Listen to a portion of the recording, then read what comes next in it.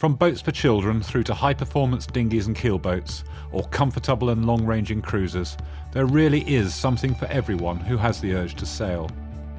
Because sailing is such a varied activity, it can be hard to know where and how to get afloat. Fortunately, there are more opportunities today than ever before to learn how to handle a boat, whatever your age or background. If possible, learn to sail in a dinghy, as these small, light boats strip sailing down to its basics and provide an immediate response that really teaches you quickly. If you prefer a more stable and slower reacting boat to learn in, you can start in a small keelboat or even a larger cruiser. Rig your boat as described in the accompanying Go Sail book. Wheel the boat on its launching trolley to the water's edge and turn it head to wind to hoist the sails. Launch the boat as described in the book and get clear of the shore before you start to practice starting and stopping. The most important point to remember when handling any sailing boat is that there are no brakes. Sailors must use the power of the wind to get the boat moving and to get it to stop. The simplest way to stop is to turn the boat onto a close reach and let the sails out fully until they shake like flags and the boat stops. This is known as lying to. To start sailing, simply pull the sails in, using the sheets, and the boat will move forward. Watch the luff of the sail, that's the front edge, and pull in the sail until the luff just stops shaking. Remember to keep the tiller in the middle when you pull the sails in, otherwise the boat will start to turn as soon as the sails fill. Also remember to check that the centreboard is at least halfway down to prevent the boat sliding sideways. A centreboard or daggerboard is used in a dinghy to resist the sideways force from the sails so that the boat moves forward. The closer you sail towards the wind, the greater the sideways force from the sails, and the more the centreboard or daggerboard should be lowered. It should be fully down when the boat is close hauled. Sideways force is 0 on a run, so as you turn away from the wind, you should raise the centreboard until it is almost fully up when you are running. Always keep a small amount down, however, otherwise it can be difficult to steer. The rudder is a boat's primary steering control, but you can also steer by using the sails and, in a small boat, by using crew weight. Hold the tiller extension in the hand nearest the stern. A dagger grip with the tiller extension held in front of the body gives good control. Sometimes it is easier to hold the extension in a panhandle grip, as when tacking this 470. Turning towards the wind is known as luffing or luffing up, while turning away from the wind is called bearing away. Whenever you want to change course, you have to use one or other of these manoeuvres. To luff up, push the tiller away from you and then centralise it when you have turned onto the new course. Pull the sails in until they stop shaking at their luffs and they are set correctly for the new course. Lower the daggerboard or centreboard to counteract the increased heeling force on the new course and be ready to move your weight outboard. To bear away, pull the tiller towards you and then centralise it when you have turned to the new course. In a two-sail boat, ease the main sheet and the jib sheet until both sails are set correctly on the new course. Raise the daggerboard or centreboard to the correct position for the new course and be ready to move your weight inboard as the heeling force decreases. While it's easy for the crew to sheet in the jib, as she has two hands available for the job, sheeting in the mainsail can be awkward for the helmsman, who also has to control the tiller at the same time. With the main sheet in one hand and the tiller extension in the other, this is accomplished by moving the hand with the tiller extension in it down towards the main sheet block. Taking hold of the main sheet together with the tiller extension, then raising the hand and the end of the extension to pull in the sheet. Then take hold of the main sheet near the block with the main sheet hand. Pull in again and repeat the process until the sail is sheeted in as far as you need. Most boats sail fastest when they are kept upright, so you and your crew must move your weight to counteract the heeling force from the sails. This is greatest when sailing close hauled, so on this point of sail, expect to be sitting out on the side deck in all but light winds. Keelboats do usually heel over rather than sailing upright, but it is still a good idea, especially if you're racing, to try and keep the crew weight up to windward as much as possible. As you turn away from the wind, the heeling force reduces and your crew can move into the boat, ending up on the opposite side to you when sailing on a run. So remember, steer the boat through the turn, then centralise the tiller when you're on the new course. Lower the centreboard as you turn towards the wind and raise it as you turn away from the wind. The closer you sail to the wind, the more you need to sit out to balance the heeling force. And boats sail fastest when they are kept upright, so sit out hard in a dinghy. The course on which a boat is sailed is often described by its angle to the wind. Collectively, the different angles are called the points of sailing. For each point of sailing, or angle to the wind, you must adjust the sails, the centreboard position, and the crew position to keep the boat sailing fast, upright, and under full control. The easiest points of sailing when you are starting to sail are the reaching courses: a close reach, beam reach, and broad reach. They are the easiest because they do not require such accurate steering or sail trimming, and they're also the fastest points of sailing for most boats. On a beam reach, the wind comes square across the side of the boat at a 90-degree angle. Expect to sit right out in a moderate breeze to balance the boat. The sails should be about halfway out and the centreboard or daggerboard about halfway down. Turn towards the wind from a beam reach until the wind is about 65 degrees off the bow and the boat is on a close reach. The sails need to be pulled in a bit and the centreboard or daggerboard should be lowered to about 3/4 down. Turn away from the wind until the wind is aft of the beam, about 135 degrees from the bow, coming over the helmsman's aft shoulder. The boat is now on a broad reach. Let the sails out and raise the centreboard or daggerboard to about 1/4 down. Close hauled is as close to the wind as it is possible to sail. Turn towards the wind until it comes from about 45 degrees off the bow. Put the centreboard or daggerboard fully down to resist the sideways force, which is at its maximum when close hauled. Pull the sails in tight. In all but light winds, expect to sit out hard to balance the boat and keep it upright. Sailing directly away from a wind is called running. It's the only point of sailing when a boat can sail in the same direction on either port or starboard tack. The sails are eased right out. In a single-hander with an unstayed mast, the boom can be eased to 90 degrees or even beyond when you're practiced at steering on a run. In a two-sail boat, the jib can be pulled to the opposite side to the mainsail when sailing dead downwind. It's called goose-winging, and it projects more sail area and increases speed. If a boat has a spinnaker, this is usually hoisted for a run.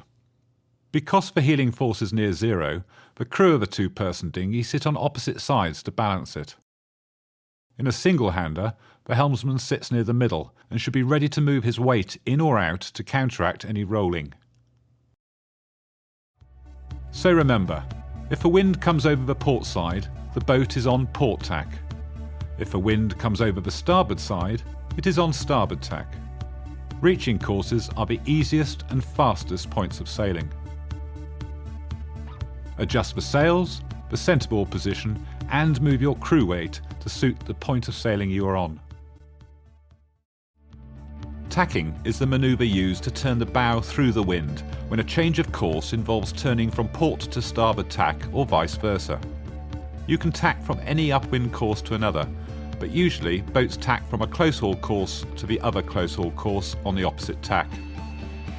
It is important to make sure that the boat is sailing fast before starting the tack, or it may not have the momentum to complete the tack and may stop head to wind. The process of tacking is the same, whatever type of boat you sail, from a small single-hander with just one sail, through dinghies, keel boats and larger cruisers or racers. In larger boats, the larger sails put higher loads on sheets, but the principles governing the manoeuvre remain the same. During a tack, you need to change hands on the main sheet and the tiller and move across the boat, keeping control of both tiller and main sheet at the same time. Handling the tiller extension and the main sheet during a tack is often one of the most difficult skills to master, so don't worry if at first you end up with tangled arms, sheet and tiller. Knowing when to move across the boat often causes problems for beginners. Since your weight is needed to keep the boat upright once the sails fill on the new tack, it is important that you move at the right time. Watch the end of the boom and begin to change sides when it swings in towards the centerline. Plan to be in the middle of a boat as, or just after, the boom crosses the centerline. Don't forget to duck as you move across the boat. Look over your aft shoulder to check that you're not going to hit anything. Push the tiller away and stay sitting on the side deck until the boom end starts to swing into the boat. As the boat turns, ease the mainsheet slightly and keep the tiller pushed over. Lift your aft foot from under the tow strap and move it across the boat so that you are ready to move.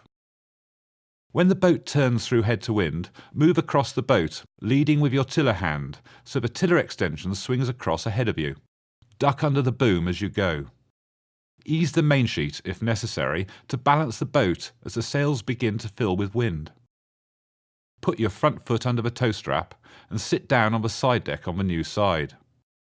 Change hands on the mainsheet and the tiller extension and bring the extension around in front of your body. So remember, make sure that you have plenty of speed before the tack. Check that you are clear to tack. Push the tiller until the boom starts to swing into the boat. Ease the mainsheet and prepare to move across the boat. Make sure that you're in the middle of the boat as the boom passes overhead. And balance the boat and swap hands on the mainsheet and tiller extension. In a two-person dinghy, it is usually the helmsman who decides when to tack.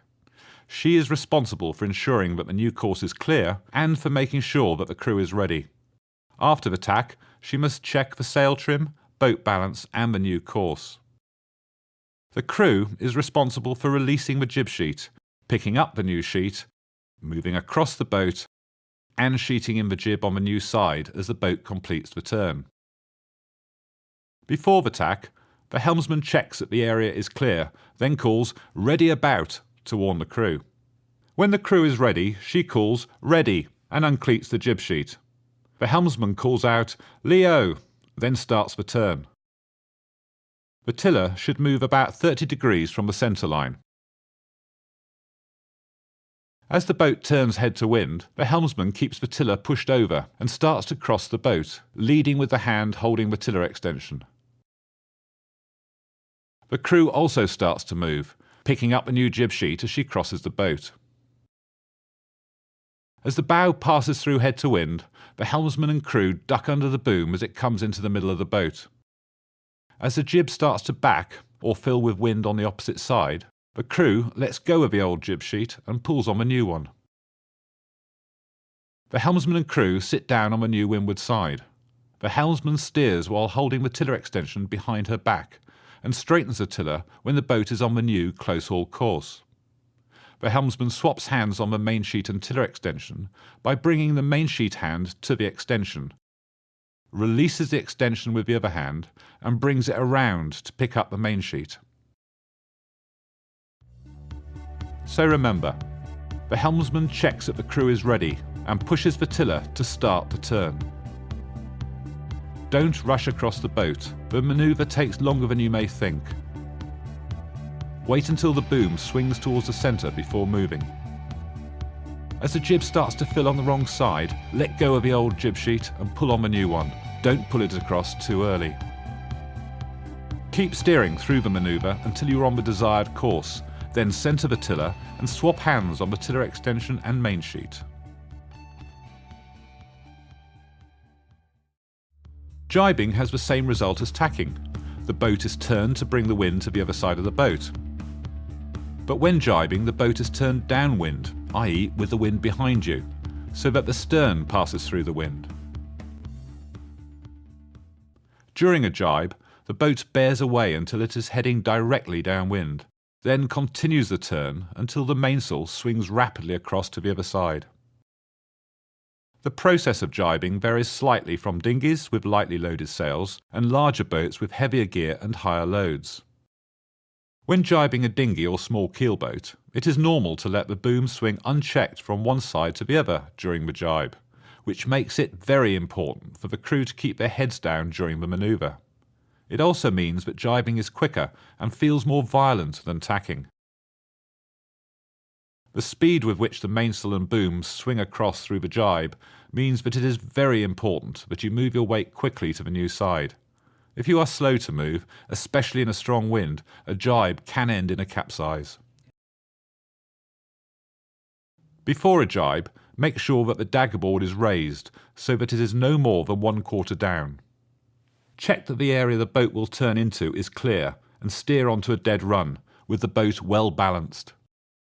Swing the tiller extension around so it points to the opposite side of the boat and push the tiller to the windward side. Prepare to move by putting your aft foot into the middle of the boat. Turn into the jibe and watch the leach of the sail about 1/3 up from the foot. When the boat is about to jibe, the leach will fold back to windward, showing that the wind is getting behind the sail.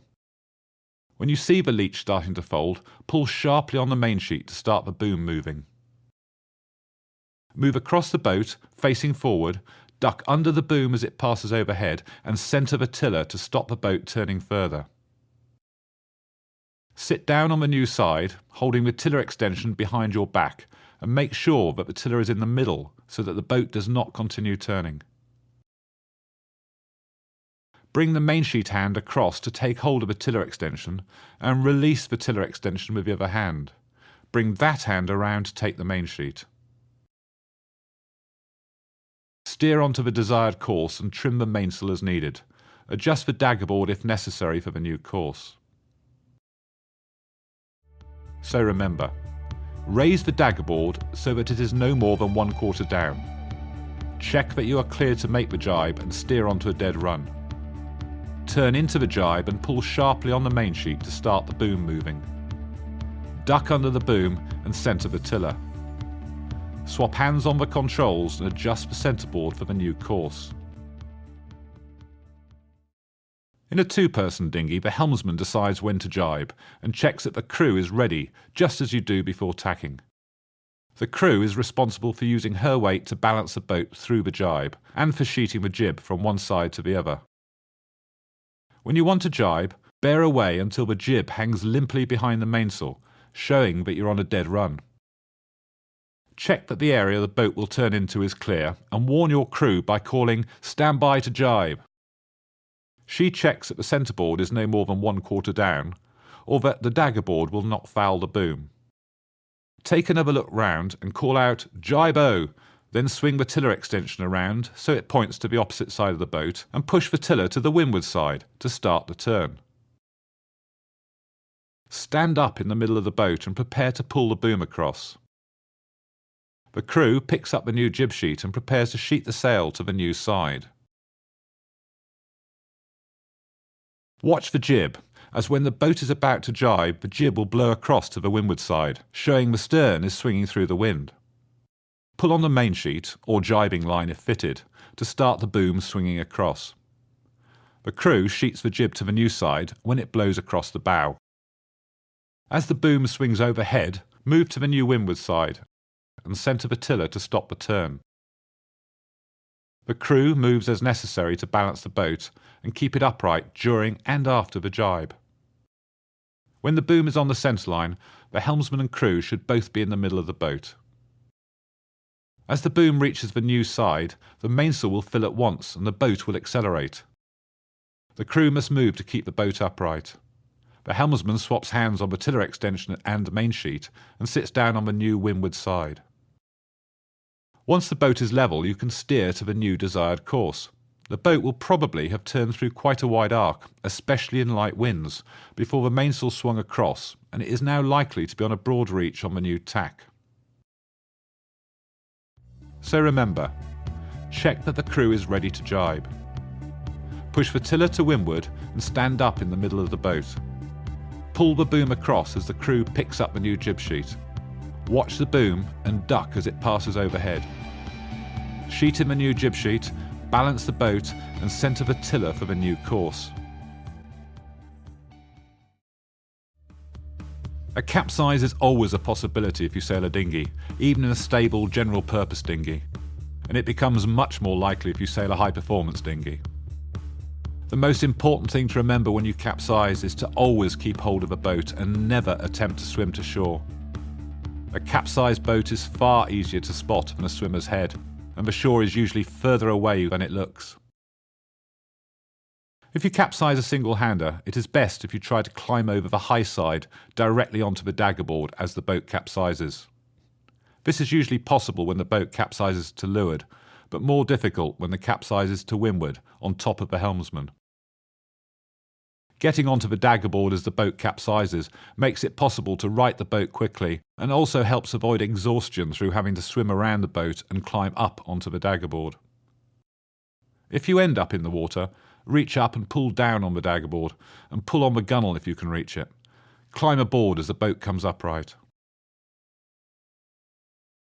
The standard method for righting a two-person dinghy is called the scoop method, because one person is scooped aboard as the other pulls the boat upright. The weight of one person in the boat as it is righted makes it more stable and helps prevent it capsizing again. During a capsize recovery, you and your crew will be out of sight of each other during much of the procedure, so keep talking to each other to make sure that you know what is happening and ensure that the other person is safe. When you've capsized, immediately check that you're both safe and not trapped under the boat or sails. Whoever is nearest to the middle of the boat should make sure that the centreboard is fully lowered. Then you should both pull yourselves along to the transom. This is to ensure that if the boat inverts, neither of you are trapped under the upturned boat. If possible, find the end of the mainsheet and pass it over the top of a rudder to use as a safety line, as the heaviest person swims round to the centreboard and climbs onto it. When the person doing the righting is on the centreboard, she tells the other person to move into the boat. This crew member finds the uppermost jib sheet and throws the end to the person on the centreboard, who, once she has hold of a jib sheet, can let go of a main sheet that she was using as a safety line. The person inside the boat now allows herself to float inside the hull, holding on to a thwart or tow strap, without putting any weight on the boat that could cause it to invert.